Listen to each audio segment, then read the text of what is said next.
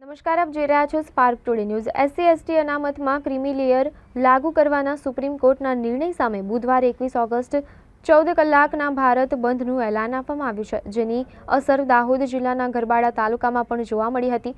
ભારત બંધના એલાનને પગલે ગરબાડા તાલુકા સહિત ગાંગરડી તેમજ જેસાવાડાના બજારો સજ્જડ બંધ રહ્યા હતા। ત્યારે ગરબાડાના આદિવાસી યુવાનો દ્વારા SC/ST અનામતમાં ક્રીમી લેયર લાગુ કરવાના નિર્ણય સામે વિરોધ દર્શાવી ગરબાડા નગરમાં રેલી કાઢી સરકાર વિરુદ્ધ સૂત્રોચ્ચાર કરી વિરોધ દર્શાવ્યો હતો।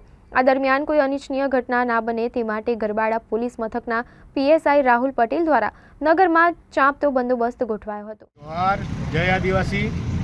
આજ રોજ ભારત બંધના એલાનના સંદર્ભે ગરબાડા તાલુકામાં જે સુપ્રીમ કોર્ટે ST/SC વર્ગીકરણ કરવાનો કાયદો અને ક્રીમી લેયર દાખલ કરવાના કાયદાના વિરુદ્ધમાં એ અમારા માટે ઘાતક છે, એટલે અમે આજે રેલીના સ્વરૂપે રહી અને ગરબાડા બંધના એલાનને સમર્થન આપે એ માટે બજાર સ્વયંભૂ બંધ કરી અને આ અમે અહીંયા રેલી પૂરી કરીએ છીએ।